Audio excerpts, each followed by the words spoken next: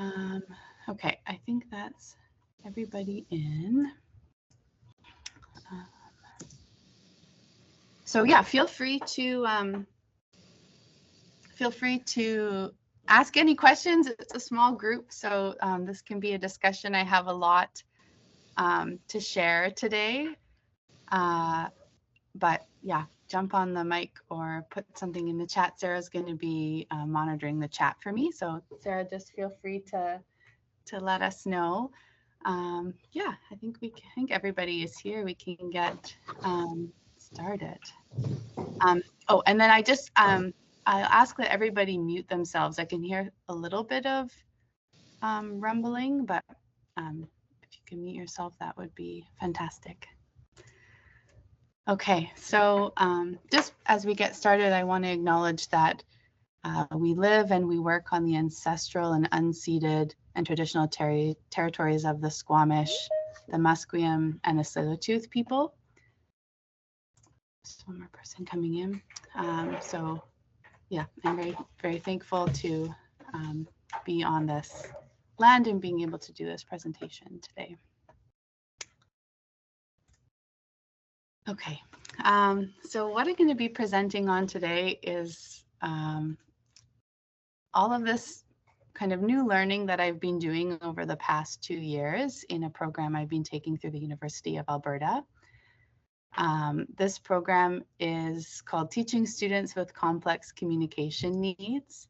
And it's a program for kind of anybody who works with the non-speaking and significantly disabled populations. So, you know, it's not just for SLPs. It's in my cohort, it's mostly teachers.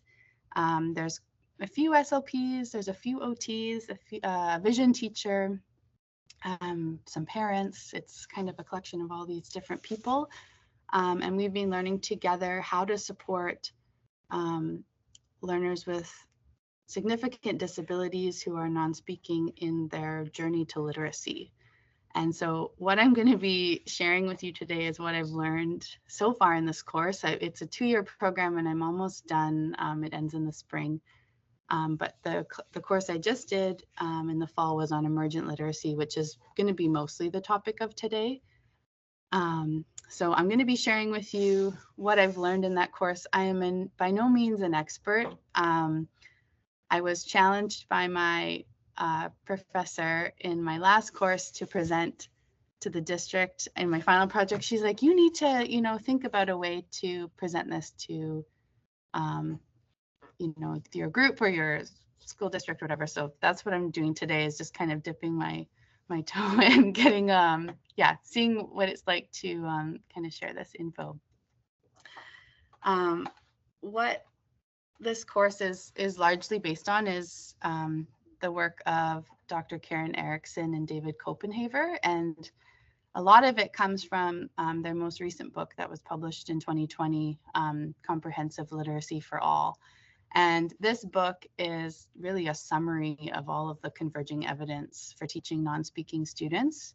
And it talks about how we, you know, get our most emergent students and bring them into conventional literacy, and then what we can do to support our students that are at a conventional level.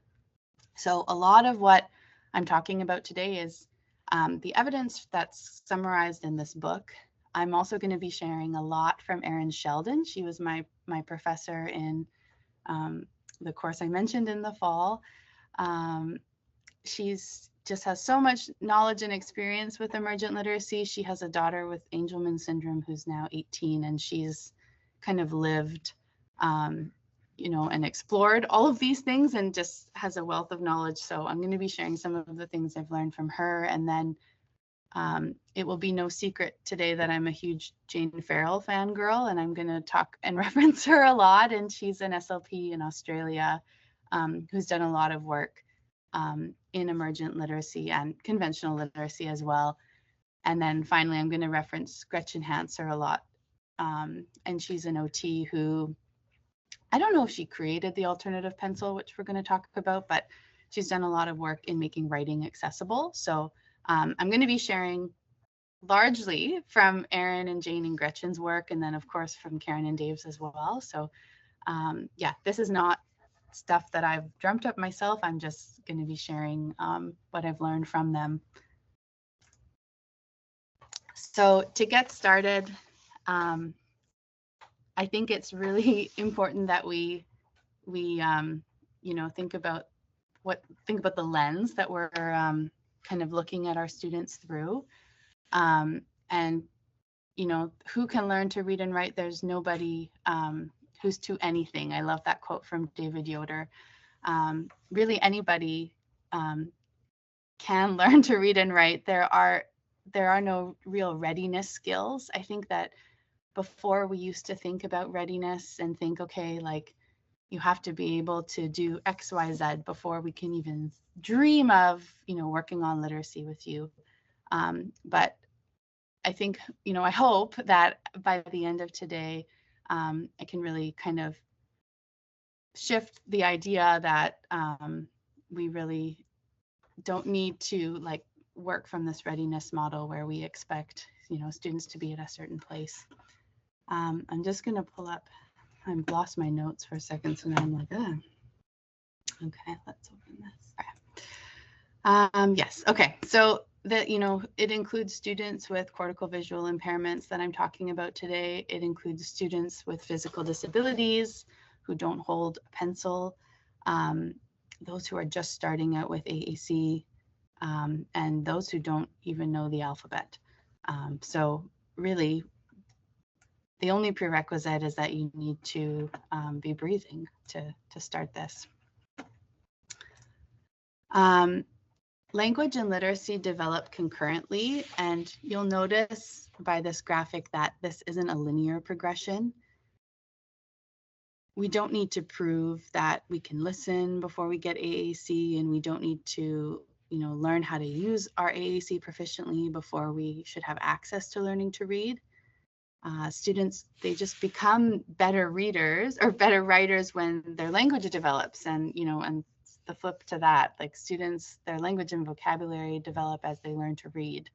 So all of these areas need to be activated to successfully learn to read and write. We need language to be developing at the same time as reading and listening skills and writing.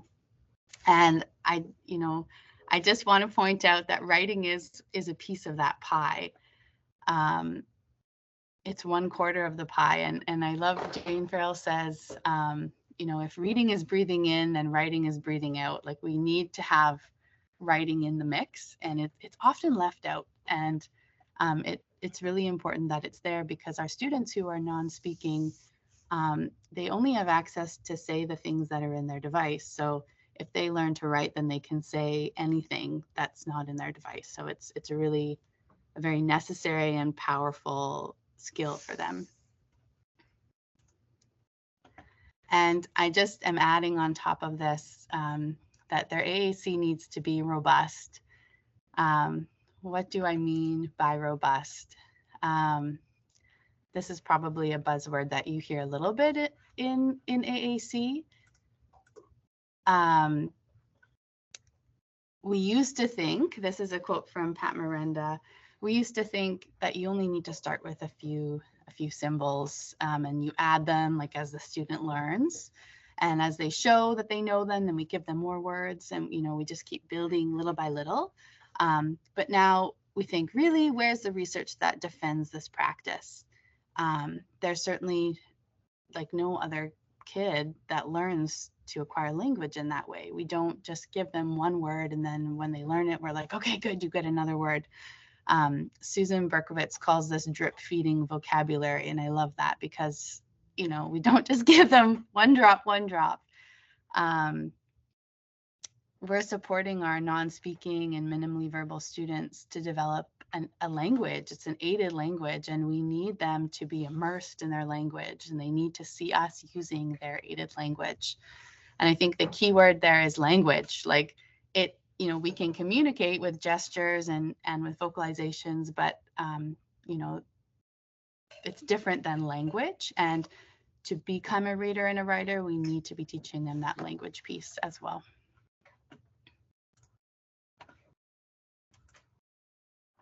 Okay, so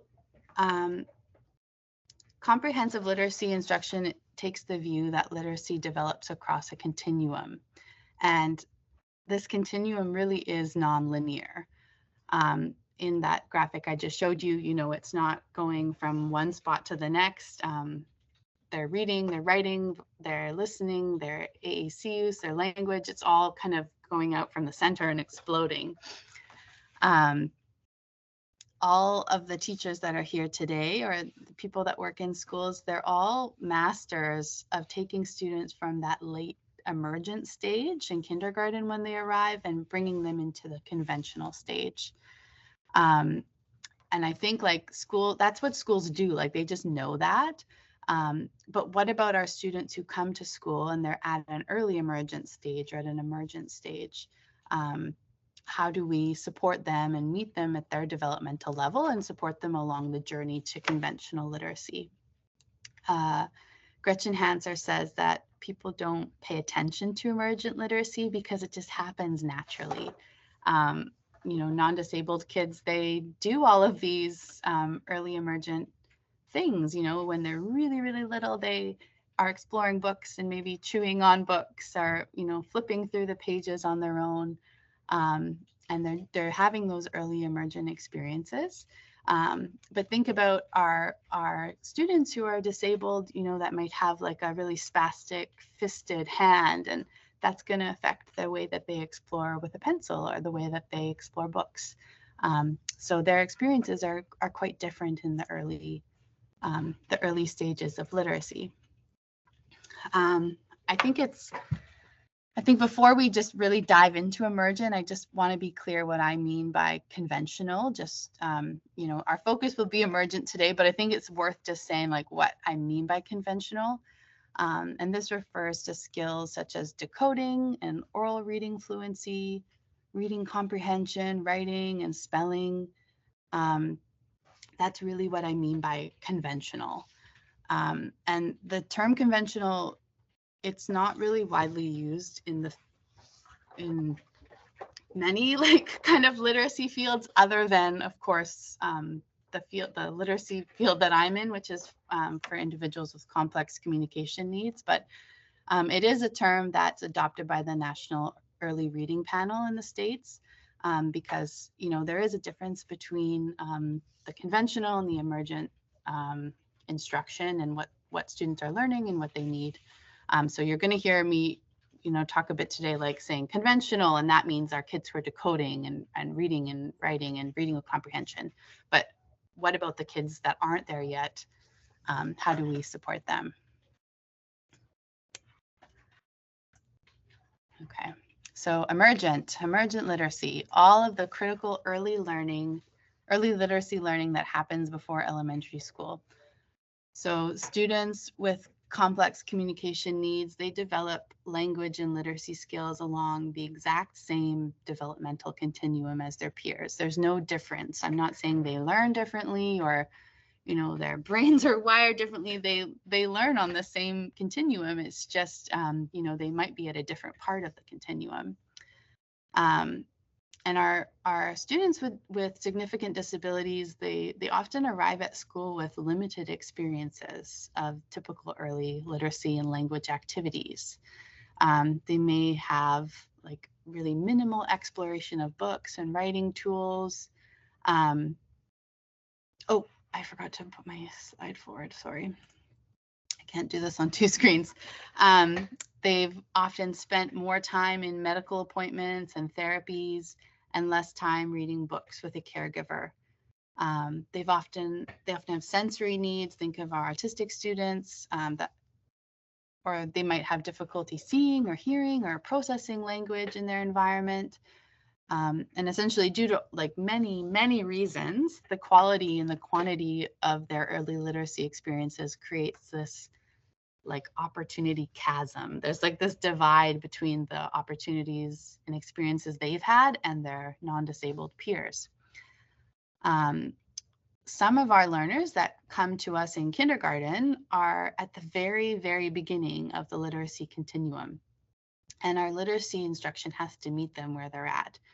And we want to be nudging them towards conventional literacy, but we really have to meet them where it's developmentally appropriate for them, to be able to, help them learn in the way that they need. Emergent literacy, it's I guess we can think of it as it's all of the instruction that helps our students develop the understandings and behaviors that really lay the foundation for conventional reading and writing. So it's that stuff that creates this really solid foundation that we can then build conventional literacy on.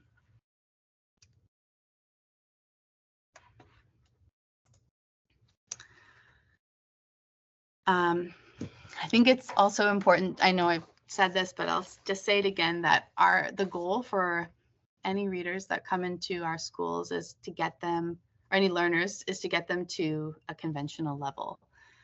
So when we think about what's the goal of reading, it is to read with comprehension. And this is the simple view of reading that, a lot of, is just a nice visual that kind of shows like the pieces that need to come together to be a reader, and that's decoding and language comprehension. And those two things, when you multiply them together, they make us good readers. There's a quote from Erin Sheldon that I just want to share about conventional. She says, conventional literacy instruction develops skills like reading comprehension, spelling, and grammar. Students are unprepared to learn these skills without the foundation of emergent literacy. Students who receive conventional instruction too early are more likely to develop splinter skills that they can't or they don't apply in their practice of reading and writing. They might learn rote letter sound identification without the ability to apply this knowledge in spelling. I think we've all met some students like that.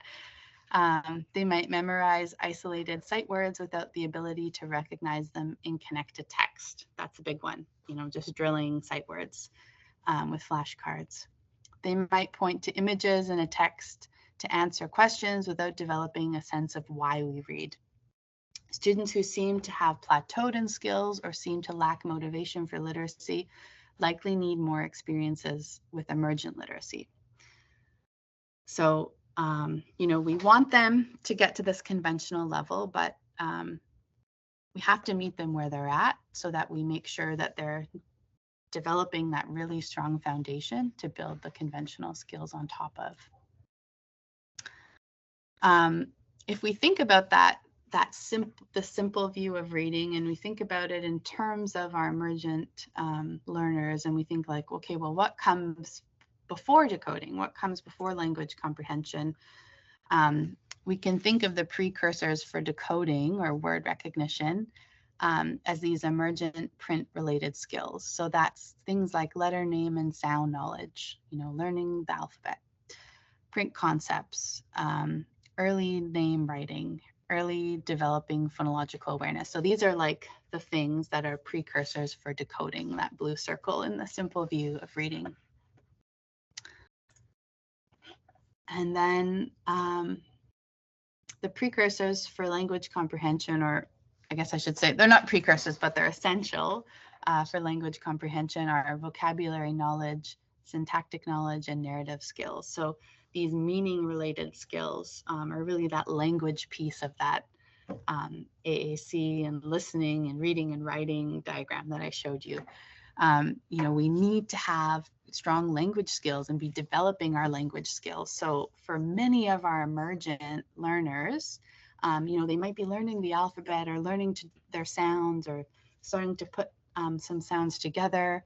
But we have to think about that language piece and how do we make sure that their language is still developing along with, their phonological awareness and their alphabet knowledge.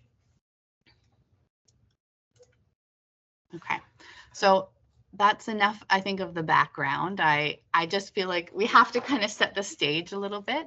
But let's kind of get into now like the meat of it. So how do we figure out if our students are emergent or not? And the way that I like to do this is to ask these 4 questions that Karen Erickson and Dave Copenhaver have created. In our the AAC world, we call this like the 4 questions. So you have to ask yourself, does my student, do they know most of their letters most of the time? Okay. Doesn't have to be all of their letters all of the time, but do they know most of them most of the time? If, if that's a yes, then, they might be at a conventional level, but we have to answer all the questions. And if you have a no on any of them, then they're probably emergent or late emergent, like close to conventional, but not quite there yet. Do they engage actively during shared reading? Okay.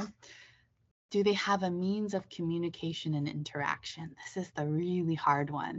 They can learn their letters, most of the letters most of the time. They might be engaged in shared reading, but do they have a way to communicate and interact with you? How, like thinking about that language piece, they're using their AAC, do they have that ability? And then do they understand that writing involves letters and words? If this is a no, then they're definitely emergent. Do they understand that print exists and what its function is? So these are the questions that I ask when I'm thinking about a student, thinking like, where do they land on this literacy continuum? Sometimes I'll get a no on that 3rd question. Do they have a means of communication interaction? But that usually means that they're at the late. If they have yes for everything else and no for the communication piece, they're usually at the late emergent, early conventional stage. So we have to think about, how can we kind of intervene in a way to really support their language to continue to develop. Beyond these 4 questions, there's also some really nice emergent literacy assessments. So these are just checklists. The modified bridge is one that's by Erin Sheldon. Well, I don't know who created the first bridge, but she's modified it for AAC users. And I'll share these slides with you guys afterwards. And if you click on the hyperlink, it will bring you to that resource. The modified bridge is a great one. In our district, we often see the snapshot literacy assessment, and that's by Vicki Rothstein. That's, another great tool. I think most people are probably familiar with the snapshots. I think it's the one we use the most at VSB. But I want to show you today the Readtopia emergent literacy measure, which don't have a hyperlink to, but I'll share it with you guys. And this is just it's a nice tool. Like if you know your student is emergent and then you want to figure out, you want to take a look at like all of the different areas. So it starts with communication and it has the 3 levels of emergent. You kind of can like look like, okay, where's my student at in terms of communication? Are they using behaviors and facial expressions, vocalizations to communicate? Are they making choices regarding personal preference in arrays of 2 to 3 items? And, if you're like, yeah, that's my student, then you look down at the bottom and it shows the intervention suggestions for communication. So it's a really nice tool because I think sometimes, like, if you fill out Vicki Rothstein's snapshot, you might be like, okay, I know where my student kind of falls, but like what next? Or like, what do I do? So I really like that this emergent literacy measure shows you like, okay, this is where your student is, and these are some of the things you can do. So I think it's just really, really fabulous in that regard. And I think this emergent literacy measures is from the Readtopia curriculum. And I think it's authored by Karen Erickson. I'm not sure who the co-authors are. But she's one of the researchers that wrote the book that I mentioned in the beginning. So it looks at communication. It also looks at print, like, does print have meaning to these students? And then you can think about, okay, where are they in terms of knowing print has meaning on the spectrum to writing? Where do they fall? Do they generate their own ideas as a early conventional student? Do they produce text with spaces between words if they're writing with an alternative pencil? Or are they really at the beginning, like of the level 1? Are they making marks on paper and scribbling, and that's their understanding of writing right now? It also has concepts about print. Do they show interest and attend to books? Do they demonstrate an understanding of book sharing routines? So those really early skills. And then if you're late conventional, you know, do they identify individual words in a text when you're reading with them? So it shows kind of, it breaks down like all those really little fine granular skills, and in just such a beautiful way. Let's see what else we have here. So phonological awareness, of course, so important in early reading. So you can find out where your student is in terms of that. Language comprehension. Can they retell, I'm just looking at the early transitional, can they retell a text after they, after the first shared or guided reading? So, you know, you might be here and be thinking like, oh, I think my student is conventional, but like really think about like this language comprehension piece and like be like, can they do that? Or can they sequence 3 or more events in a text? You know, all of these different skills. Okay. So I'll share that. All of those assessments with you guys afterwards. I think, you know, that we're just like zipping through that. I wanted you to see it because I thought if I just mention them, you know, people might not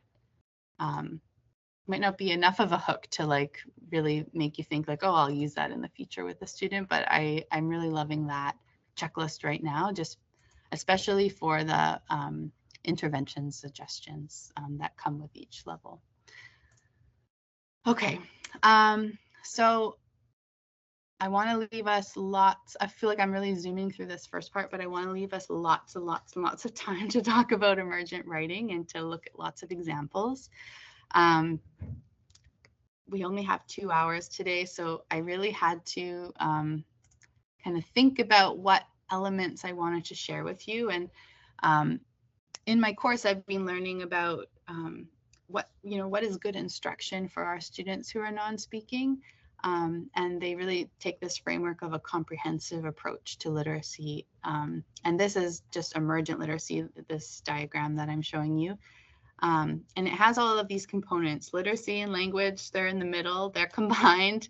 But what do we do to get them to become readers and writers and to develop their language skills? And so Karen Erickson and David Copenhaver, they list these 5 kind of areas that we need to give instruction in: shared writing, shared reading, independent writing, independent reading, and then alphabet instruction and phonological awareness.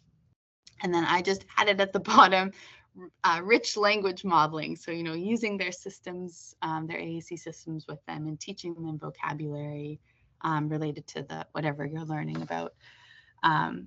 So I wish we could talk about all of these things, but I really had to pick one because I was like, hey, we could, you know, talk about all of them on like a really surface level, or we could go really deep on one. So I went deep on one, and we're going to really get into the shared writing and the independent writing. And I'm calling that, kind of using the umbrella term here, as emergent writing. And we're going to talk about both of them. Okay. So emergent writing, and, you know, remember, emergent is our students at the beginning of the continuum. There's no prerequisites to start writing. We're going to take a look at kind of, you know, some really, really early writers, and then some students that are kind of at the later end of the emergent part. Okay, so we're going to start with a little video because I want us to just be thinking about, I want us to first think about emergent writing with non-disabled students, and what does that look like for them. So let's see, I hope this will play with sound.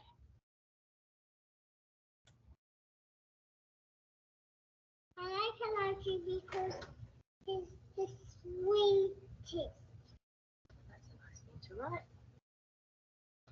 to write anything else? That's all. Well, how are they going to know who it's from? This card is from Matilda. Oh, you see your M there from Matilda. Oh, Yeah, there. The up, down, looks like an M. yeah, that is an M. And that's all. And that's all? Mm-hmm. Okay, very lovely.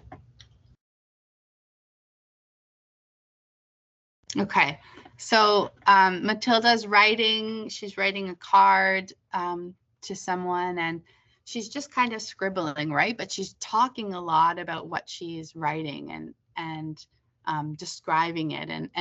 And it's, you know, she's little, I don't know how old she is here, 2.5 maybe. But she's telling mom like, oh, this is what I'm writing. And it's just scribbles. And then mom's noticing, she's like, oh, look at that. You know, up, down for the M. So she's, you know, mom's giving her this feedback, and mom is treating her like she's a writer and like is this competent little kid that's writing. And she's had lots of these experiences of writing things that look like scribbles and people responding to them.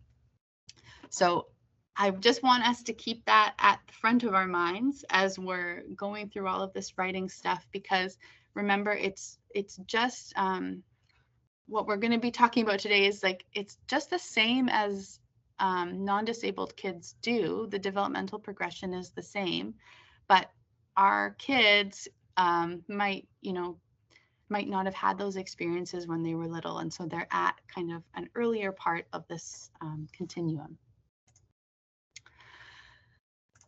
Okay. When kids are at an emergent level, we're really focusing on the function of print in the beginning. You know, when kids are, at least I got kicked out.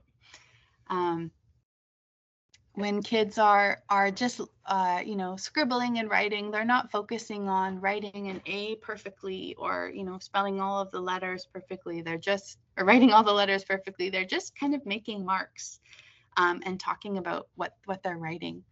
And they're really learning at that stage that everything that they say they can write, and that print has meaning, like print exists and people write things to communicate. And then the adults in their life attribute meaning to what they've wrote. And, you know, they might say, I notice you have an E in there, and that, or that looks like an E, that thing, and you know, make comments about and give them feedback about what they've written. And then the kids are just kind of, you know, putting that all together in their mind. And adults are also just presuming competence and presuming potential in these kids, because they're, you know, they're treating them in a way that's like developmentally appropriate. They're like, yeah, you know, you wrote a letter, you wrote a grocery list, and they're not saying like, oh, this isn't writing, or, you know, or just having a really rigid idea about what writing is. They're just getting a lot of encouragement. So I want us to think about that when we are working with our students at this level, that they, you know, we're just trying to emulate that same type of experience for them. And this picture here is an example of a mom who her younger son wanted to be like the older one and do sight word reading and practice. So he made his own sight word cards. And, you know, like for him, he's not worried about the letters, but he has the function down. Like, what am I doing? I'm making flashcards for my sight words, and he's written out his own words, which is quite cute. Okay. What do I mean when I talk about writing? This is you know, everybody has a different idea about what writing is. And I think today I just really want to zero in on what I mean by writing. And, you know, true writing is using the alphabet to share ideas. That's really the purpose of writing for us, is like we write with letters, we share ideas, we communicate. So when I talk about writing today, I'm talking about writing with having access to all 26 letters of the alphabet.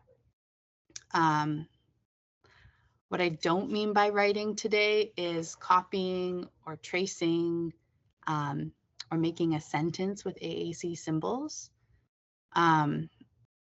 you know, tracing and copying, those might be fantastic fine motor skills or fine motor practice, and they certainly have a place for our students. But we have to think about, like, is that the only writing that they're doing, or is that ticking the box when we're saying, like, oh, they're writing and they're just doing fine motor practice, because there's that language piece to writing that and composing that we really need to be giving them practice with. If we're just focusing on tracing, we're focusing on the form of writing, but remember, our students need practice with the function of writing. Often when I go into classes and I say, you know, like, oh, can you show me what the student's writing? And they're like, oh, yeah, they're doing writing. It's great. And they'll pull out the iPad and they'll show me like an app where they're tracing the letters. Or tracing highlighter, and, you know, that has a place for sure. But I just want us to think about, like, the goal when we're setting goals for students, like, what are we wanting them really to be working on? And you know, sometimes it's tracing, but other times it's composing messages. You know, they're writing in journal, coming up with what they want to say and then writing it in their own way.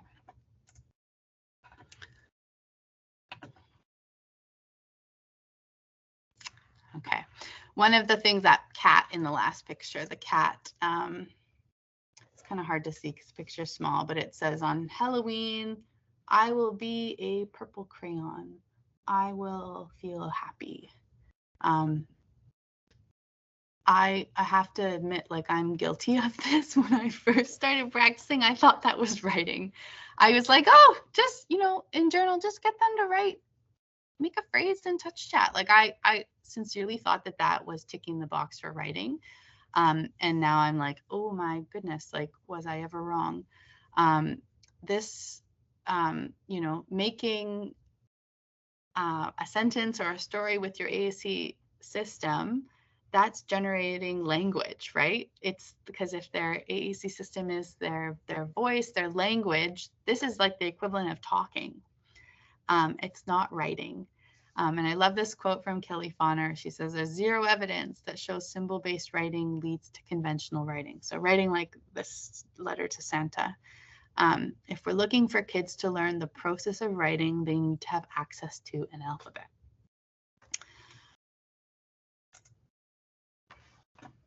So when they're writing, they're composing letter by letter, selecting letter by letter. That's writing. When they're using their AAC system to put symbols, graphic symbols together, that's language. They're making selections word by word. So that's really the difference between those two things. And I wish I had a time machine, because yeah, I really thought that it was enough to just be for our students to be writing word by word. And it's so embarrassing, but that's what I thought for a long time. Okay, so let's talk a little bit about, we're going to get into alternative pencils, and we're going to talk a little bit around like the thinking around that. I'm guessing that alternative pencils are going to be pretty new to most people, although I know some of my teams are here that are using them, so it's going to be old news to you. Let me just move my screen.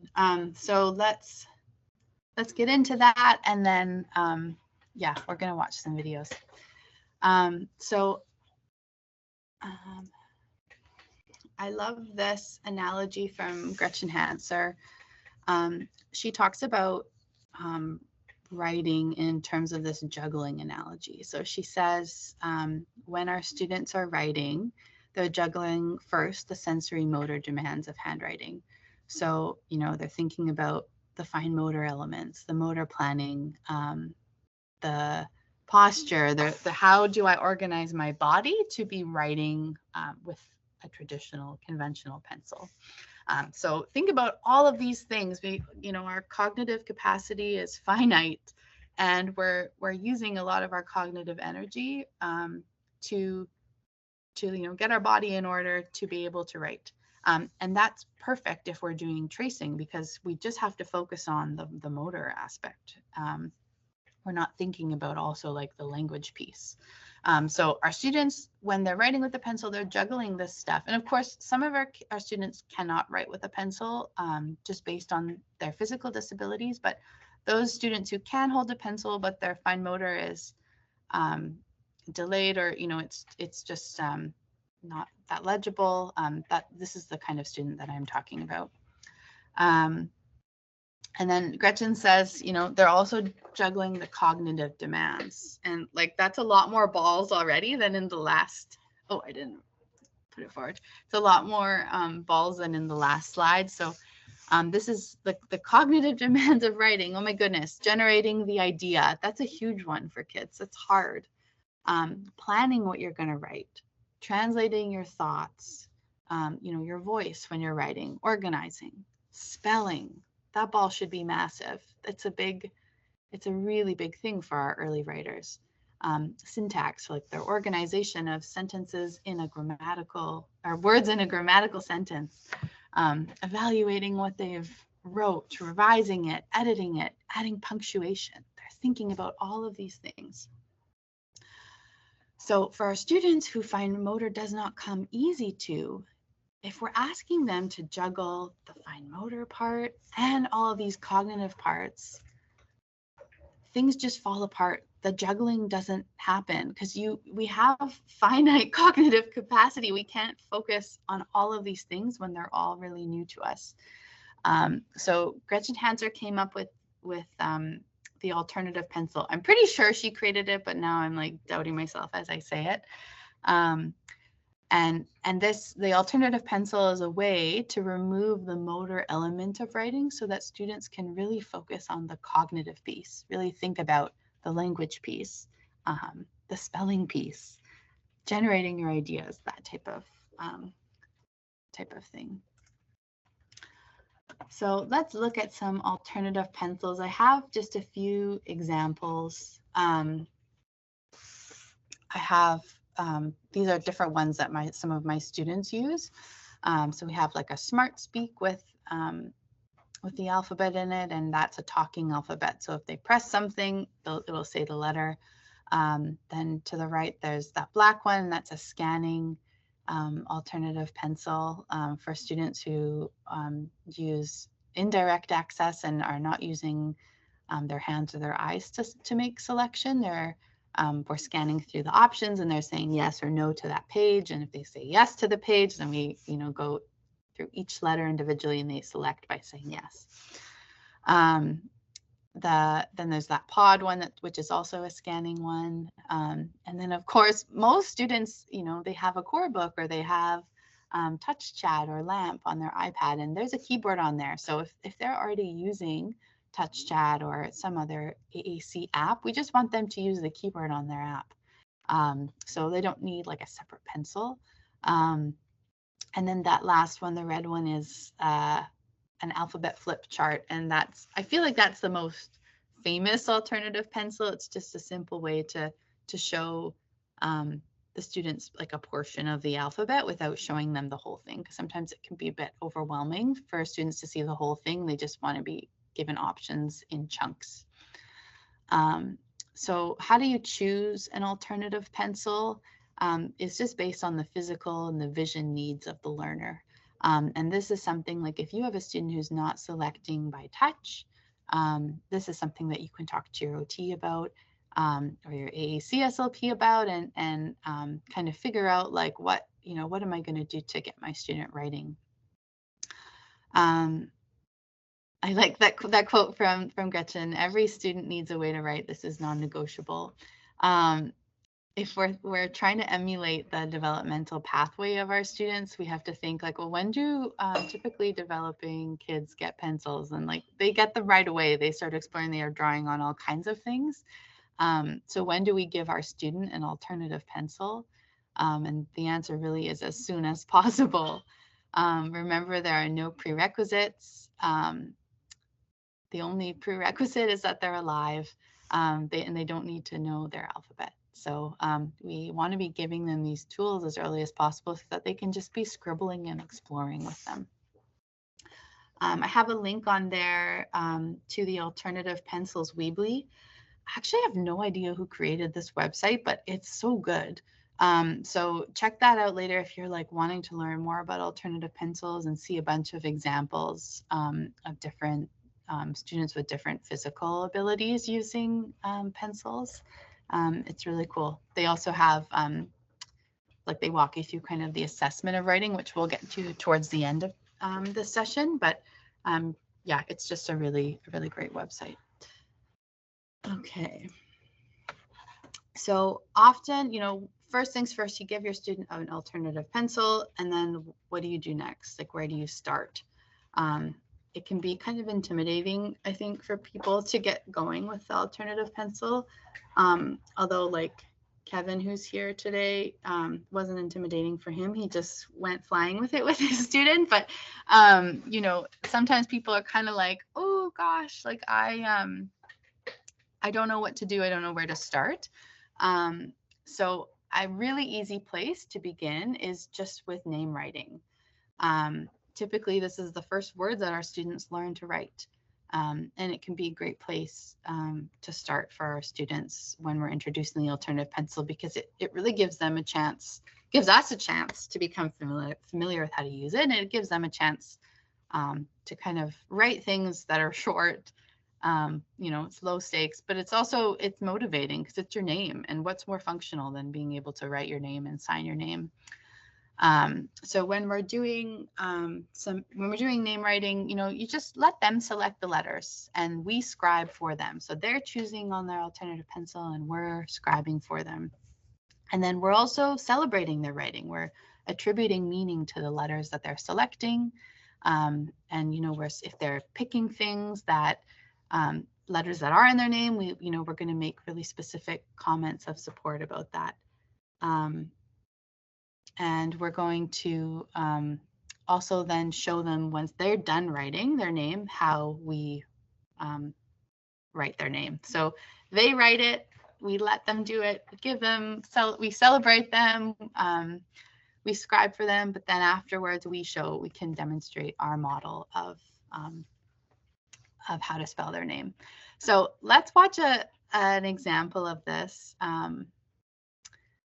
I'm going to show you a video of Jaden and Karen. This is Karen Owens. She is an amazing mother. She has many children with significant disabilities, and they have a YouTube channel that I love. It's called We Speak Pod. And she doesn't really post videos anymore, but she has a ton of videos of her doing different things with her kids and just kind of demonstrating how they use these tools in their everyday life at home. And so I'm going to show you, we're going to actually watch two different videos of Jaden writing. First, we're going to watch him writing, and this is, I think, pretty early on when he started writing. So, but I won't talk too much. Let's just watch the video first. Hey, I have something to say. More to say. Something's wrong. What in the world? You are upset. You are upset. Do you have something to say? Let's do something else. Activities. Turn the page, please. Uh-oh, Michelle says she doesn't see the video. Okay. Sarah, what do you see? I see it in here. Okay, Sarah can see it and hear it. Okay. Michelle, I'll put the link to the video in the chat. Hey, Okay, I'll just put the link in here. So those of you that can't see it, I'm sorry, can watch it. We're gonna watch a portion of it, probably about just till when he's done writing his name. Swing. We will swing. Whoops. We will swing. I have something to say. More to say. Let's go to categories, places, school, because we're still doing our school for today. School, turn the page.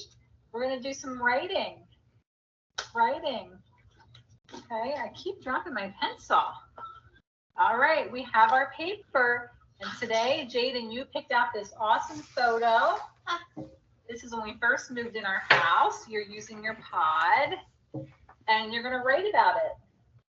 Can you look with your eyes? You see your photo down here? Look. So handsome. The first thing we need to do is write your name. J-A-Y-D-E-N.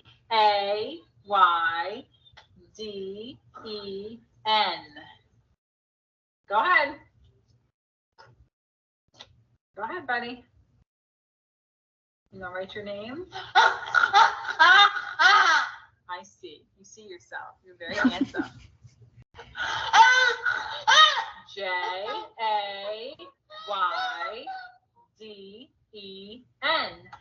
Your turn. E-Y-W-U-B-U.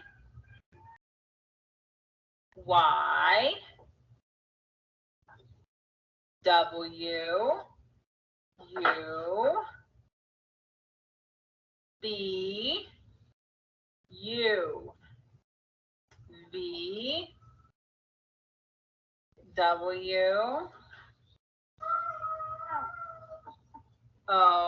That's a long name, Jaden. W. Should we look at what you wrote? That is how you wrote your name. Mommy writes your name. J-A-Y-D-E-N.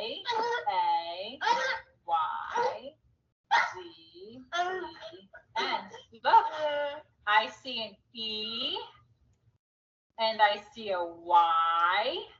Good job. High five. Yeah, that was a good high five. All right, let's write about your photo. You look so handsome. Okay.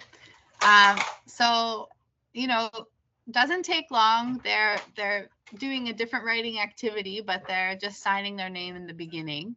And mom lets him pick the letters, and then she actually modeled first how to spell it. She lets him pick the letters, and then she scribed for him, and then she commented just on what he did well, and he had an E in there and a Y, which is in his name. So go Jaden. When students are when they're writing their name, Gretchen Hanser has this name writing rating scale, so that we can track their progress over time. And they have, kids have a lot of opportunities to write their name. Like, you could write your name many times a day, because kids are always signing their work, signing into things, or there's so many opportunities to write our name. So if we can kind of monitor their progress over time and see how they're developing with practice. And I really like this rating scale from Gretchen, because 0 is no response, 1 is random, which is what that really seemed like Jaden was doing. Although we could argue Jaden was a 3 on the name writing rating scale, because he actually had an E and a Y, but it seemed pretty random what he was doing. So we can keep track of how kids are writing their name, and it's showing us how they're developing over time. I'm just seeing some stuff in the chat. There are different alternate pencils. Oh yeah, Sharon. Okay, that's a good question. Where do we get the alphabet sheet? They're all free online from the Center of Disability and Literacy Studies at the University of North Carolina in Chapel Hill. So it's all like the alphabet alternative pencils that Gretchen Hanser has made, and then Jane Farrell has her own on her website. We have some that we've made for specific students. So it's really student dependent. Depends on how they point. So Sharon, we share our students, so we can chat about that for sure. Oh yeah, and Kevin says he can make you one. Yeah, because Kevin's got that going on. Okay. Okay, so let's just take a look at Jaden. Jaden learning to write his name. I would say he's random. You could argue he's a 3. E-W-E-Y is in his name. So yeah, could be letters that he recognized. And this was on September 8th in 2016 that he wrote this. So, you would just keep a note of this. This is what it looks like when Jaden is writing his name. On September 8th, 2016, he's a 1 on the name writing rating scale. Now let's watch him. I think it's a month later. Let's see him writing his name now 1 month later, with a lot of daily practice, a lot of rich practice and opportunities given by Mom to write his name. Let's see him. All right, Jaden is going to be writing, and he used our topic board, and he selected Disney. So he went over to the computer, and Jaden and I looked at all kinds of photos, and then he picked this one to print out. Jaden picked Little Einstein. Let go of my paper. Let's see, more to say. I'm telling you something. Categories, people words. We have, let's see, there are 2 girls and 2 boys, right? And little Einstein, let's go back to categories. They like to do activities. They like to do music, play music. The first thing we do when we get our paper is we have to write our name. J-A-Y-D-E-N.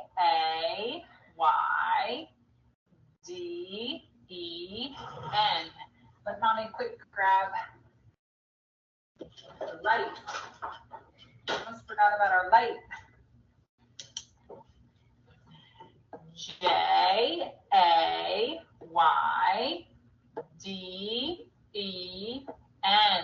Spells Jaden. Would you like to spell your name today? Mommy's going to write it down. Go ahead. J-A-Y-N.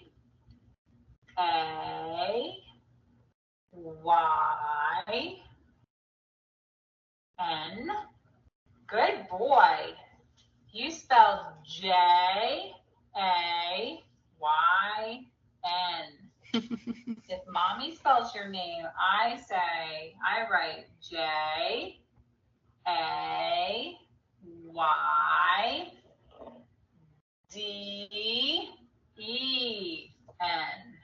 D-E-N. Jaden. Good boy. You got 3, actually you got 4 letters right. We just skipped the D and the E. All right, I would love to hear what you want to write about your little Einsteins or Disney. Okay, so Jaden, he changed a lot in a month. He was random a month ago with his big string of letters, E, Y, W, U, B, and so on and so on. And now a month later, he's writing at a 5 on the name writing scale, which is just so cool. J-A-Y-N. So with a lot of progress happens with a lot of daily opportunities. So our kids only make these strides when they have the chance to do this every day and practice. So Jaden made really fast progress. When I was picking videos for this, I realized the dates were so close together, and I was like, wow, go Jaden. Like, he was really learning to spell his name. J-A-Y-N is just fabulous. So yeah, he would be a 5 now. Clusters of correct letters in the correct order. He's just missing the D and the E. Okay, so it's 10:30 now. That's perfect. I'd love for us to just take a little break, maybe for 5 minutes, and stretch, stretch our legs. Let's come back, we can have a bit longer. Let's come back at 10:40, and then we'll continue on, but you guys can just go to the washroom or have a break for a second. Okay, so 10:40, I'll see you guys back here. Okay, let's keep going. Okay, so get my things up. We saw Jaden writing, we saw him using his alternative pencil, saw an example of that, what it looks like with name writing. That's really like the easiest way to just get into it once you get set up with your pencil. I want to talk about some of the strategies and kind of things that I've learned in my course about, taking beyond name writing. And the two kind of types of emergent writing are shared writing and independent writing. And I made this little graphic on the side to just kind of explain the difference between the two, because I'm very visual, and like when I was learning about it, I was a bit confused. So shared writing is the adult and the student together co-creating a message. So, you might read a book together, and then with their AAC, you might talk about it and give them some ideas that they might want to write about. Or this is really for our more early emergent students that it might be difficult for them, to be using their AAC system. They're new to it. So maybe we're giving them ideas to write and they're telling us yes or no. So we're co-creating that message together with their AAC. But then with the shared writing part, the adult is the one using the alternative pencil and showing the student how to use it and writing the message with it. So it's really for those students who are like brand new to alternative pencils. They need to see how we use it to know how it works. So we make the message together, and then we write it with their tool so they can see. And then independent writing is what we saw Jaden doing. It's when the student is using the alternative pencil themselves. They know how to use it, or they know how it works. So they're pointing to letters, or however they're selecting letters. But again, for our students that are emergent, when we're, some of them can choose their own message, but really we're often co-creating that message with them with AAC. In shared writing and in independent writing, we're going to also scribe in the journal or whatever. Like, we have to document the writing somewhere. We can't just, let them choose on the alternative pencil and let it poof into thin air. Like, we have to scribe for them what they said, like whether it's if it's journal time and they're writing, we're going to scribe it in their journal. If they're doing a worksheet, we're going to scribe it on their worksheet. So that writing has to go somewhere. And then, we're going to read it together. Our students are developing an inner voice. There's lots of really interesting research on this that I think we would get into more if we were talking about conventional, but we know that students that are non-speaking, their inner voice sometimes is quite delayed in developing. And we have to kind of show them that they can use the voice in their head to read things. And so we want to just encourage them, like, okay, let's read the message. Like, I'll read it out loud and you read it in your head. And then we can share it with people and just kind of reread it as many times as they're interested to, just because we're helping make that connection. Like, we came up with this message and now we put it into writing, and this writing means something. Like, these letters mean something. These letters are different than numbers. They're different than pictures. They mean a message.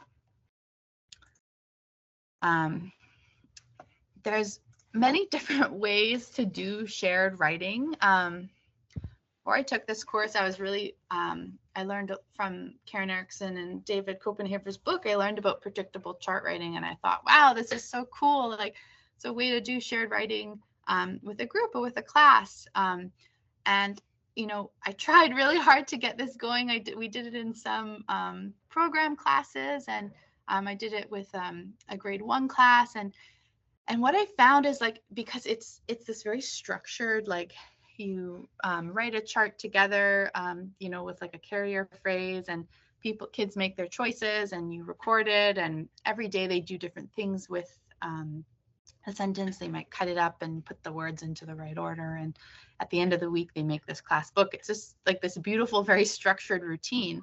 But that's not always realistic in a busy school environment, or teachers might not work for their classroom, and there's just many reasons why it doesn't work, but it totally can work.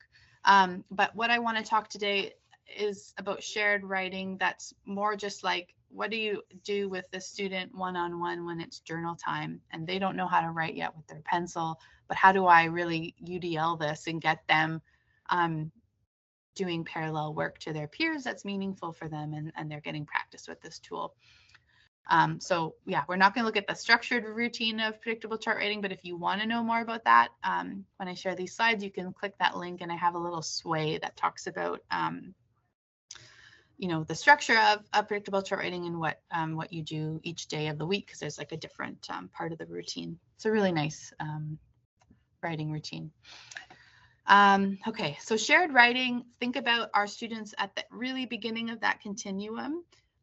They're learning those print-related skills. They're learning that text exists. Like writing is a thing. It seems really obvious to us, but it's not obvious to all of our students. Letters are different than pictures. They're different than numbers. Text has meaning.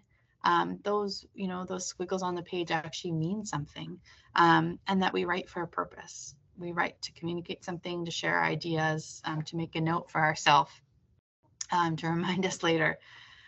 So, we're demonstrating those kind of functional parts of writing with shared writing. And then the other really important piece is the operational skills. So when we do shared writing, we're showing our kids how the alternative pencil works. We cannot expect them to just know how this thing works. It's really random and there's letters. Like, they have to see us use it a lot before they could be like, okay, I kind of get what's going on here. And then they also have to get familiar with the writing routine, so, you might put an alternative pencil in front of a kid and they might write right away, but they also might not. And there's a lot of variability. So it's really important for those kids that aren't going to just write right away to show them how it works.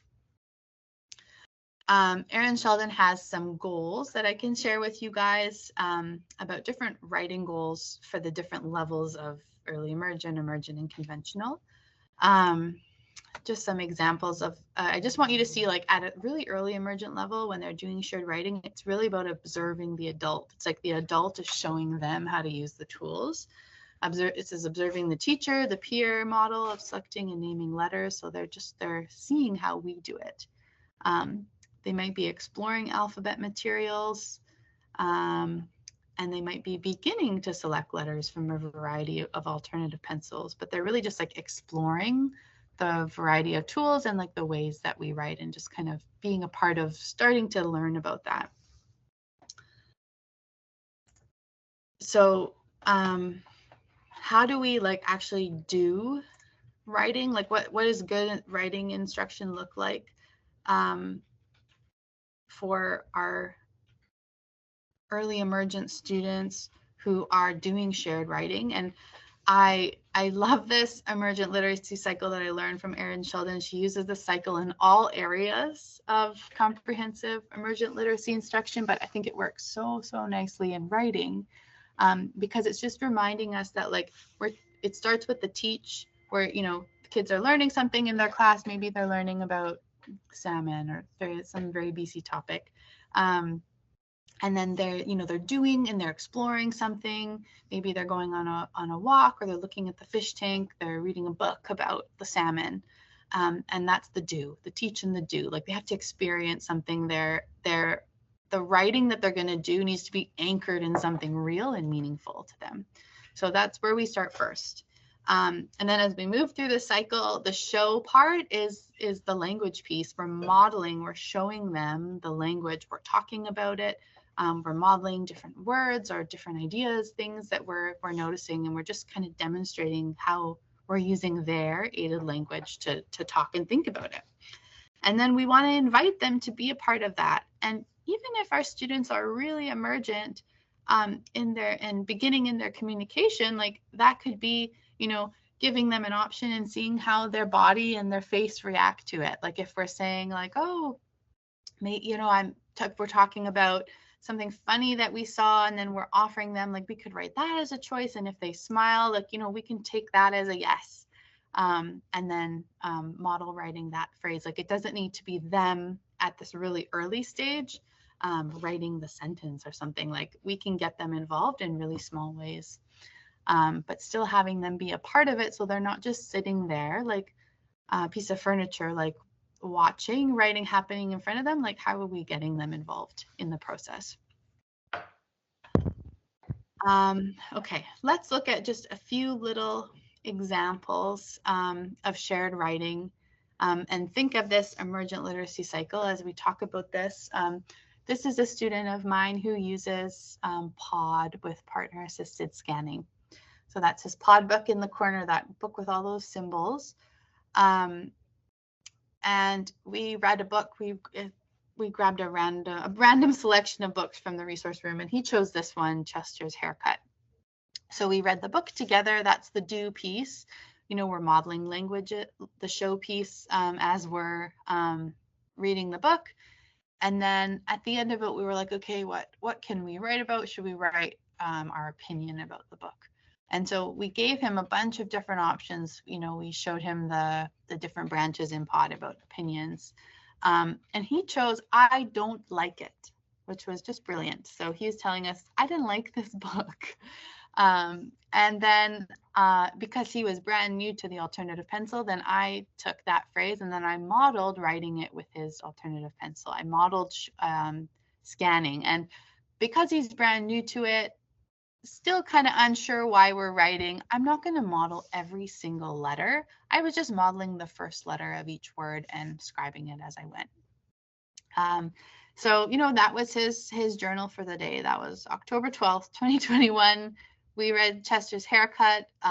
He said, I don't like it. So that's just an example of how we can, you know, do something, use language, figure out what we're going to write, and then as soon as, you know, we figure that piece out and they're a part of making that phrase, like he chose, I don't like it, then I just model showing how I write that. So that's kind of an example of the writing cycle in action. It's nothing fancy. Like, this is the most UDL thing ever, because like students are writing all the time, all day. So it's just like a way to make writing accessible for our students who can't use a conventional pencil. So, you know, it's just like we're figuring out what's the you know, I mean, the class wasn't doing journal at that time because we were somewhere else, but we're like introducing the alternative pencil in this example. But you know, our students, when the class is writing, how do we get them writing? How do we translate this? Okay, let's look at another example of shared writing. So this was a student of mine. He uses a core book, and his awesome SSA Maria, who's not here today, she made this alternative pencil on her own, which is so awesome. So Maria put this together, and then the class was doing some animal life cycle stuff, and we read this book with the class, or the teacher read this book, Animals Are Delicious, and then this alternative pencil is brand new to the student, so we were just picking things from the book that interested him, and then I was showing him how I would write the first sound of that word, and I was showing him with the alternative pencil. So I was writing, you know, strawberry, slug.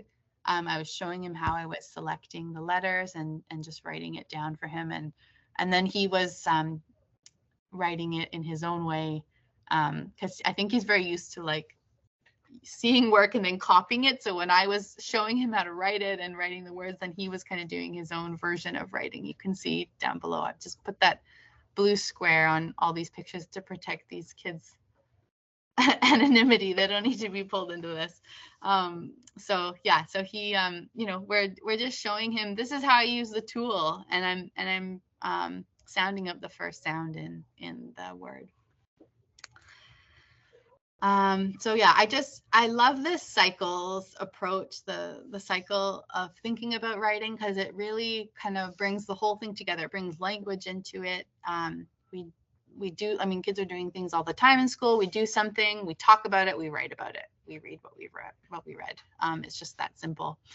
I want to show you an example today of it's a video from Jane Farrell, and it's one of the teachers she works with, just demonstrating writing, because I think it's nice just to see someone like how they would demonstrate it. So let's do that next. There's no student in this video, so you're not going to see like a nice back and forth interaction or seeing what the student is going to contribute to choosing the message, but you'll get the idea that we are, we're just showing them how to use their tool. Hey, now it's letter writing time. We've got all our equipment here. So what do we need? We need a pen, some photos. Now, put everything else out.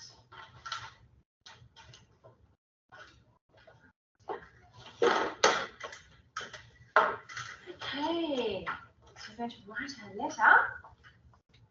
And we've got our class here. We're writing to Red class this week. Who have we got in our selection here? We're going to choose a picture. Choose a picture. Sam, Helen, Brody, Ryan, Albie, Anna, and Buck, and Thea. And your name is? All right. Who shall I choose? Who shall I choose? I think I'll choose Albie. I'm going to write to Albie today. I've chosen Albie. Here's my bit of paper. Put these ones away now. Out of the way. Okay, here's Albie. Now we're going to glue Albie onto the paper.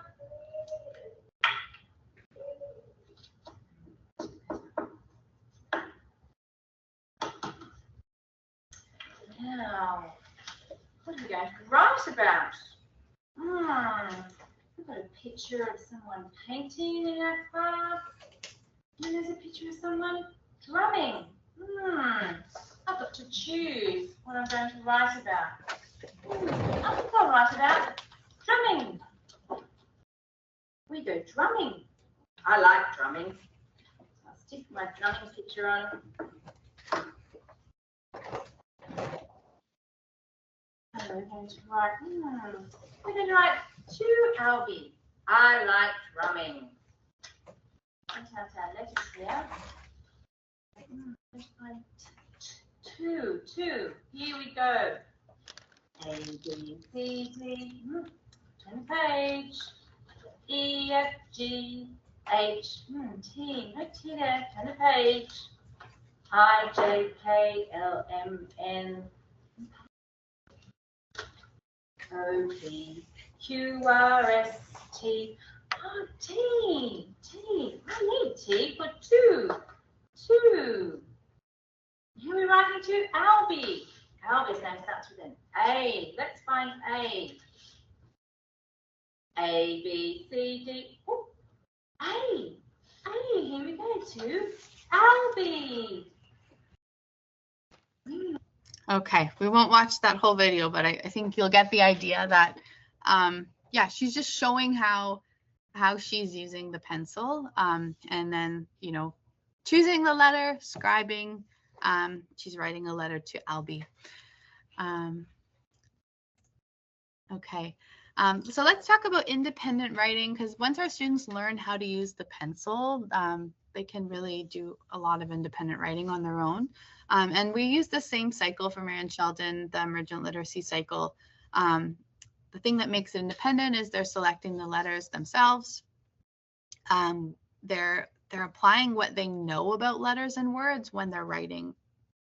And I think the most brilliant thing about this is that it really provides us with this window into their mind that we wouldn't otherwise know. Like when we see them writing, we get an idea of how they're thinking about letters and sounds and putting them together. So it's really the best assessment of what they understand about literacy, because we're seeing how they're sounding out words, or how they think about sounds, letters and sounds. So let's look at a few examples of independent writing. So this is going to be letters selected by students. I wanted to show you a bunch of different examples. This is a student in grade 2. He uses LAMP, Words for Life, on the iPad as his communication system. And this was during journal. I think they had read I can't remember, they read a book about a snowman or something, and then we were talking about it, figuring out what we wanted to write about, and then you know, we're giving him some options. He chose tall black hat, and I mean, we were asked, I think that his essay was modeling some different options, but he chose tall black hat. So then, you know, that's the do in the show already done. We invite him into it, like, should we add more? What else could we write about? You know, and or maybe he's saying, like, giving him an option. Is that what you want to write about? Yes or no. And then we open up the keyboard, and then he wrote AAQWEREHAW, a random string of letters. And then I'm writing tall black hat. You know, I'm trying to sound out what he read. I said, oh, like that says ha. And then I'll say, like, I'll show you how I would write that. And then I can steal letters from what he wrote. So I need a T, and then, oh, I see that he has an A, so I'm going to steal that letter and use it. Tall, and then, you know, modeling what you're writing. So yeah, it's just, it's not like a big song and dance. It's just like letting them self-select the letters themselves, and then talking about what they did good, what you notice, how you write it, how another way that you write, another way they could write it, the way you write it, talking about the sounds. And then you can see his name is covered, but he signed his name. We asked him to write his name at the end, and he chose ZW as his name, as his spelling of his name. So that's one example of independent writing using an electronic AAC system. A lot of the things that I've showed you are like the paper-based ones, which are great. But if our students have an electronic AAC system, like, let's just use the one in their device. Like, the less tools, the better, if that works for them. So I like to just use that keyboard in there. And this one, actually, in his LAMP, if you're familiar with LAMP, you'll know that it's a bit more busy on the keyboard page, but we just made him a kind of cleaner keyboard page, and then just kind of set it up so there was less punctuation and all other kind of busy buttons around the edge. Okay. Now I have I wanted to show an example. Sometimes students choose to use the pencil, like the traditional pencil. This is a student who's in, I think, grade 4, and him and I were reading a book that he chose called Make a Pizza. We read the book. We were talking about it with his touch chat. And then at the end, I love to ask kids when we're writing, like, to write their opinion of the book. What do you think about the book? And we were showing him the descriptions page, the feelings, like, how do you feel about it? And he said, angry. So I modeled the sentence, the book made me angry. Love it. And then I asked him to write it. I said, do you want to write it with the keyboard on touch chat, or do you want to write it with the pencil? He chose the pencil, so good for him. And then you can see what he wrote. And what I love about this, I just think it's brilliant. He wrote the right amount of shapes for the words in the sentence, and he was saying them like approximations as he was writing. So I knew, like, he understood that words were separate things, but he didn't know, like, the letters that were made up by them. So he has the right, you know, he did that shape for the, and then book made me, and then for angry, he drew an angry face. So, you know, that was his choice. But students, if they're like, yeah, I want to use the pencil, like, go ahead, let them do that, and then you can model writing afterwards with their keyboard and touch chat.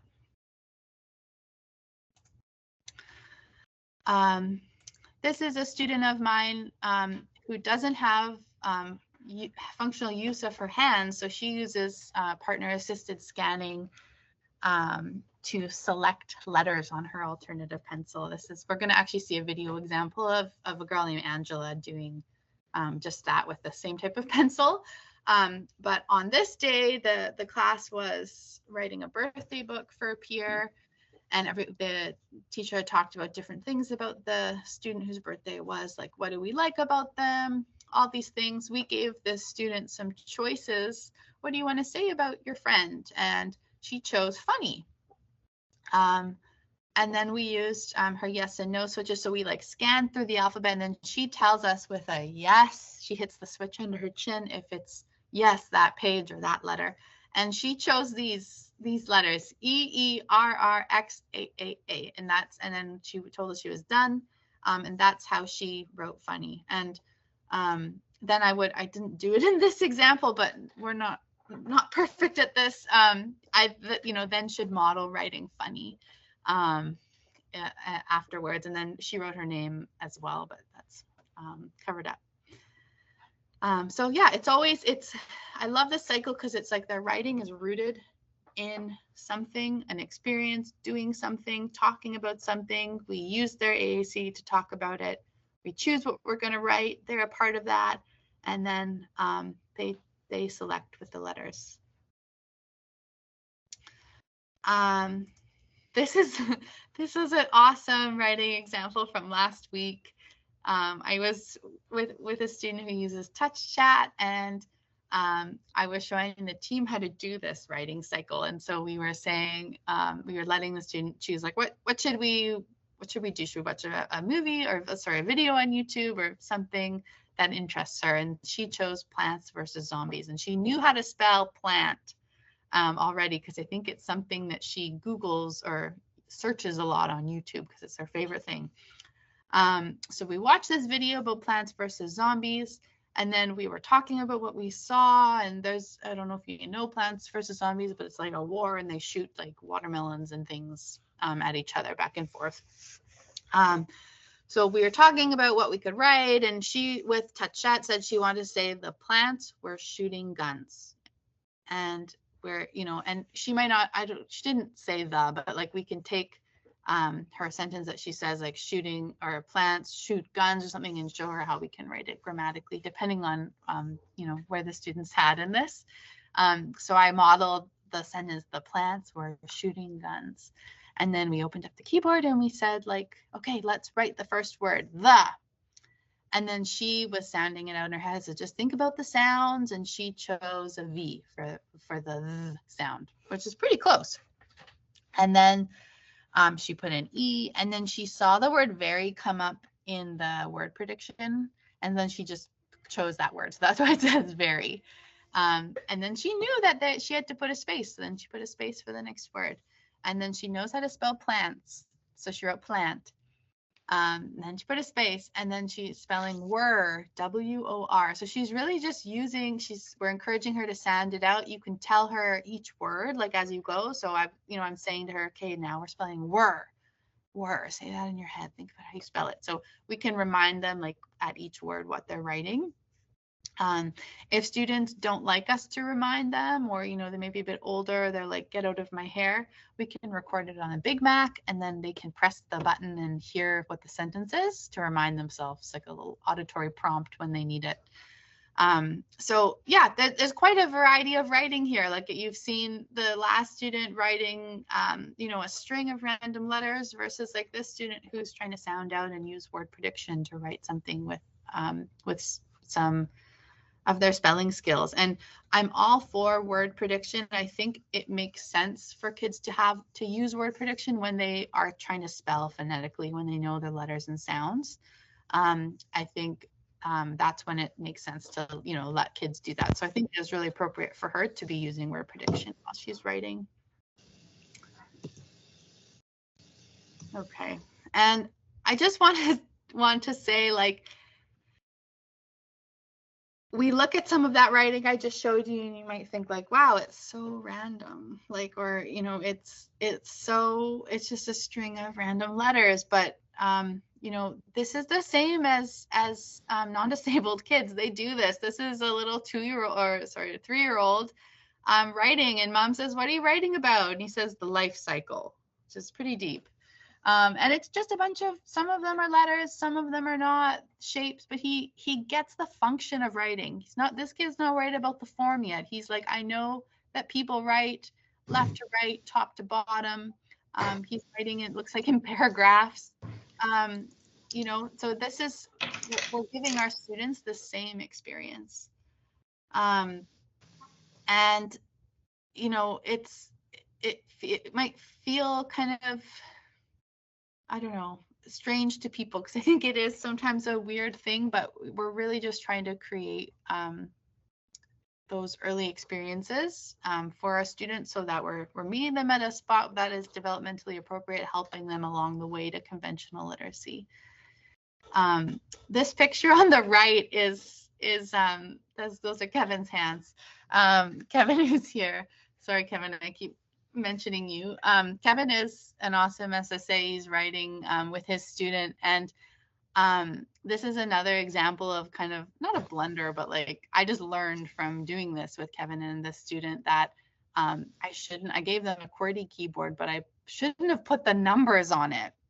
And but it's not really I don't know, it's interesting because we learned that this student, I think, thinks that letters and numbers like kind of are the same thing, and he loves writing, but he always puts numbers in his writing, and I joke that it looks like a Wi-Fi password because he always mixes them both in together. But I think that just tells us too about his understanding of phonology and what things, you know, what are words made up of, and right now he's like using a combo of numbers and letters. Okay, so I want us to watch an example of, because we've seen a lot of direct select, like we saw Jaden writing with his alternative pencil by pointing. We saw Karina, that teacher in the last video, writing by pointing. So I want us to see a student using partner-assisted scanning to write. I keep hearing a little bit of feedback. I don't know if somebody is unmuted. I'm not sure. Thank you. So let's watch Angela do some writing. Angela has a partner-assisted scanning book. I just want to tell you what you're going to see because her yeses are really small. You're going to see her make a really tiny nod, and that's how she says yes. And her mom, Karen, knows her really well, so she sees the nod. But sometimes when I watch it, I'm kind of like, whoa, how did she know that was the yes? But they know each other really well, so she knows how to read her body movements. But anyway, how this works is Karen's going to scan through the whole page, and then Angela will say yes to that page if her letter's on the page. And then she'll go, if it is that page, she'll go through each letter slowly. Angela will say yes to one of the letters. So let's watch a bit of Angela writing. Angela, I have something to say. I'm telling you something. Yep, it's about now. School activities. Mommy's looking upside down. School activities, turn the page. We're going to do some writing, some really special activity writing. Back to page 1. Sorry, let's back to categories. We are going to give somebody a birth certificate. Activities, toys, your baby doll. We need to give baby a name, and we are going to write that on her very own birth certificate. I think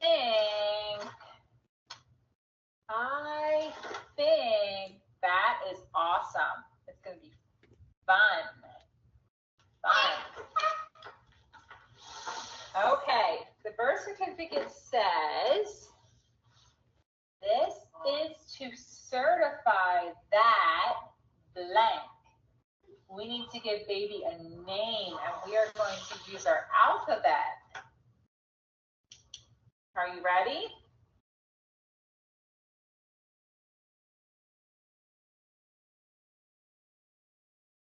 Yes, you are ready.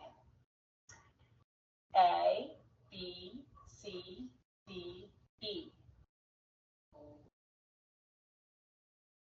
It's not moving. No. F, G, H, I, J.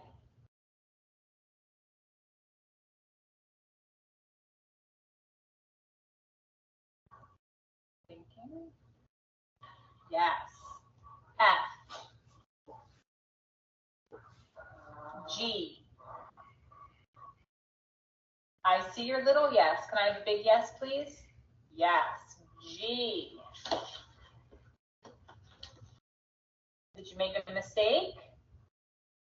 No. Do you have another letter?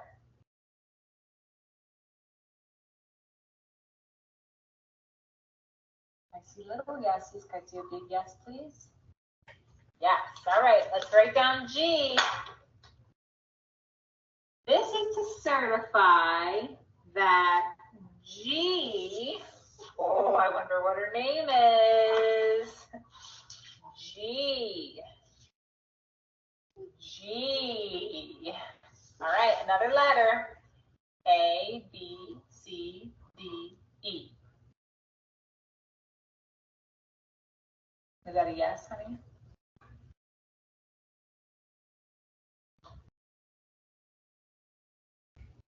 Yes? A.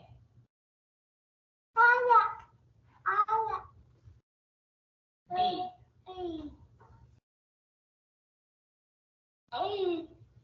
C. D. Is that a yes? I need bigger yeses. D. Okay, I don't want to run out of time, so we'll pause it there. Angela ends up writing GDG, and that's what she names her baby. And then Karen, her mom, confesses that they actually have named this baby a long time ago, and her name is Gigi. So I thought Angela did such an awesome job of writing Gigi, GDG. That's really cool. It's cool to see how, you know, she's familiar with that tool. She knows how to select. She has a way to select. She has a lot of practice with that. Erin Sheldon has, I've showed you the early emergent goals for writing, and this is, you know, an example of Angela writing at an emergent level.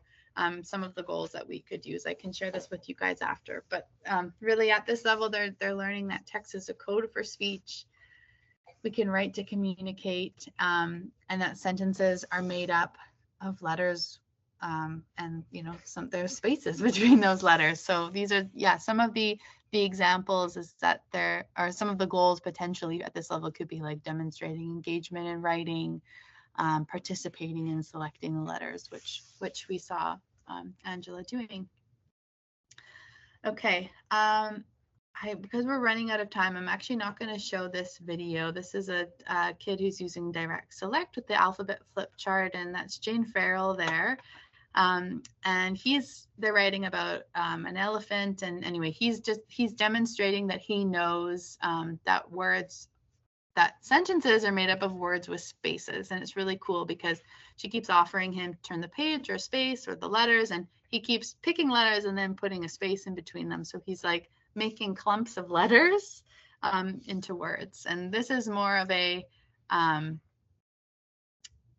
you know, more of an early conventional skill he's showing, or it could be emergent too. It totally depends on the learner, but he's showing us that he knows that there are like spaces in between words, and he picks some letters that are very appropriate for elephant, like he's choosing L as his first letter and stuff. So he's like attending to the individual letters in words. So yeah, you can click on the link afterwards if you want to see that video. It's a really nice example. Okay, so let's talk about what do we do with our students' writing? Like if we are, you know, we're giving them opportunities to write, how do we kind of assess it over time and keep track? We know how to assess their name writing, but how do we assess their writing in general? And we have this research by Janet Sturm and her co-authors that outlines this scale called the Developmental Writing Scale, or the DWS, as I call it. So I think there's 9 stages on this writing scale, but we're just going to really talk about the first 4 or 5 right now, because it's just going to show the development from like scribbling to more purposeful selecting of letters. So the first stage on the DWS is just like learning you're a writer, you're scribbling. That's really what you're doing. I have an example of one kid who's writing with an alternative pencil. He's choosing, the kid I mentioned, choosing all kinds of things, letters, numbers, some punctuation.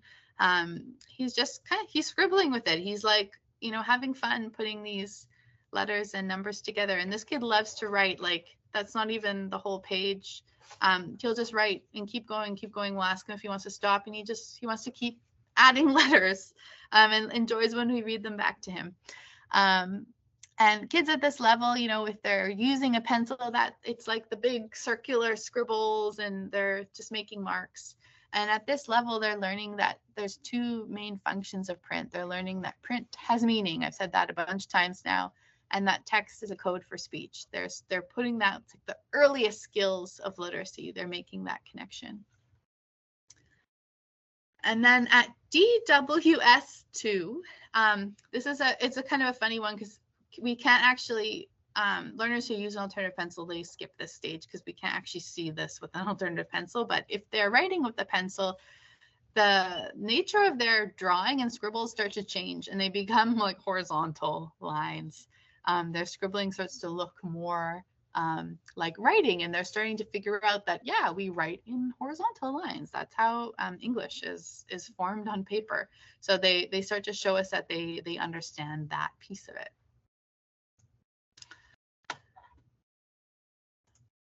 Okay, and then DWS stage 3, this is when they start to write with letters. So my student that I was telling you about, that writes with numbers and letters, like once he makes that connection, like, oh, numbers are not involved in spelling words, then he'll be at stage 3. So they start to understand that it's just the alphabet that makes words. And it often looks like strings of letters, and there's no spaces. And if you're writing with a pencil, it's kind of like approximations of letters. The students trying to make things that look like letters. And then stage 4, this is when spaces appear. Our students, they make that connection. They're like, I know I write with letters, and I know that words are groups of letters with gaps in between. So we start to see gaps in their writing. They'll be putting spaces in between. And so it's no longer just like a giant string. It starts to be chunks of letters. So that is stage 4. And there's no intelligible words in there. It's still like kind of random, or it might appear random, but there's no intelligible words in the writing at stage 4. Stage 5 is when intelligible words appear. So this is a student, I think this one is considered stage 5 because I think the way they spelled watch, they're counting that as a real word, but it can be a high frequency word in that appears in their writing. They might do like a string of letters and pop a word in there. And often at this stage, spaces can disappear for a little bit, because if we think back to Gretchen Hanser's juggling analogy, you're juggling one more thing, so you drop another ball. Like now you're like, okay, I'm focusing on the spelling, I'm putting in this word, and then maybe you drop the spaces ball for a moment. So that's that. DWS 5 is like one real word. It can be in a string of words. And then we'll just look really briefly at stages 6 to 9, but I mean, our focus today is emergent, so we're really going to be seeing those first 5 stages with most of our students. But stage 6 is when 2 to 3 words appear. Stage 7, not all students go through this stage, but it can be like a listing stage. Like they just start to write, like it's not writing a sentence, but they might be writing like just a bunch of words.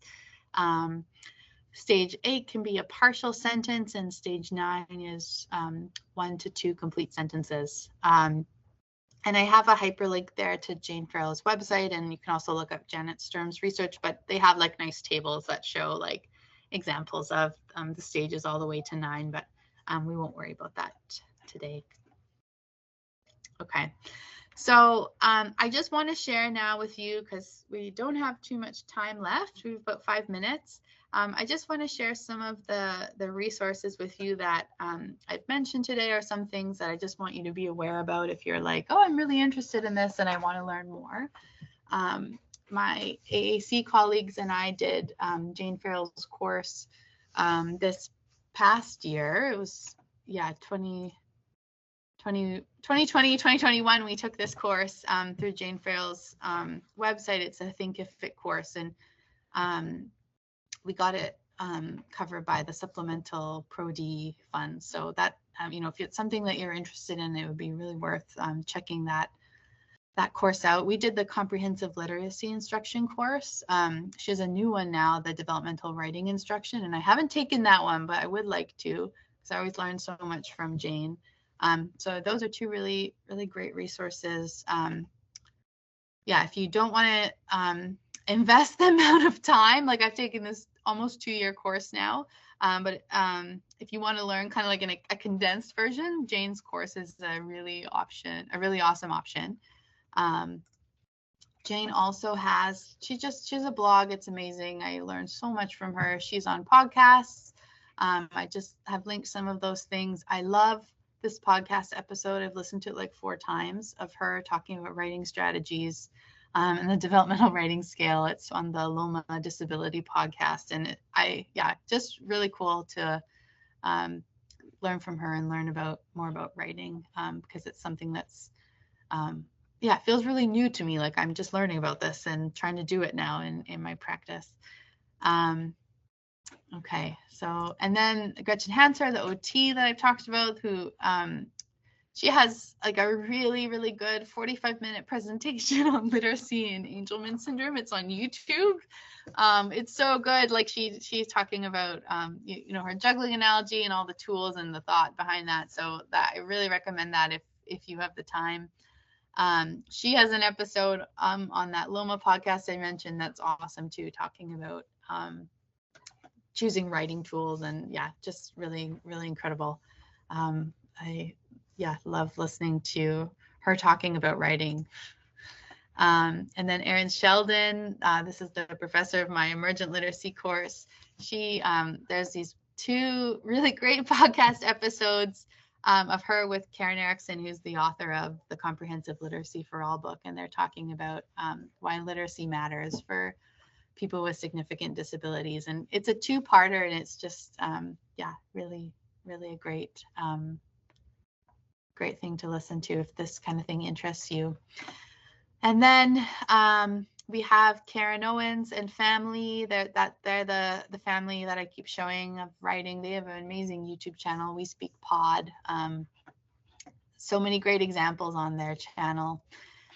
And then Kathy Howry, who was my professor last year for the first 2 courses I did. She's in Edmonton, Alberta, and she has just a million things on her YouTube channel and created a lot of resources, and kind of has transformed the literacy curriculum for students in Alberta with significant disabilities. And there's a link to her course here, and some of her presentations and some of her websites. And then finally, sorry, this is really fast, the Dynamic Learning Maps website, and this is from the University of North Carolina in Chapel Hill. This is where Karen Erickson and David Copenhaver are. And they have some really amazing Pro D that's free on their website that talks about emergent writing, alternative pencils, all areas of comprehensive emergent literacy instruction. So that stuff's free. Like if you're like, I want to, watch a 30-minute video on that, learn more, that stuff's there. Okay, and that brings us to the end. And this is 2 of Karen Owens' boys, and I love this quote from her. When we start believing that these kids will one day grow up, play a meaningful role in society, and tell their own damn story, it changes everything about the way we teach and view their education. So true. So I hope that you got something from today. I know it was a lot of info kind of thrown at you in 2 hours, but I didn't want to take up too much of your time because I personally have a hard time sitting for more than 2 hours. If you want to learn more about these things, check out the resources. Feel free to shoot me an email if you're curious about alternative pencils, we can make them for you in our department if you want to get going with them and talk to your OT and talk to your AAC SLP. Yeah, we're happy to make them. Yeah, just feel free to reach out. Yeah, and if you're, you have questions about assessment or any of those things, I'm happy to chat with you. So yeah, thank you everybody. I really appreciate you coming and learning about this.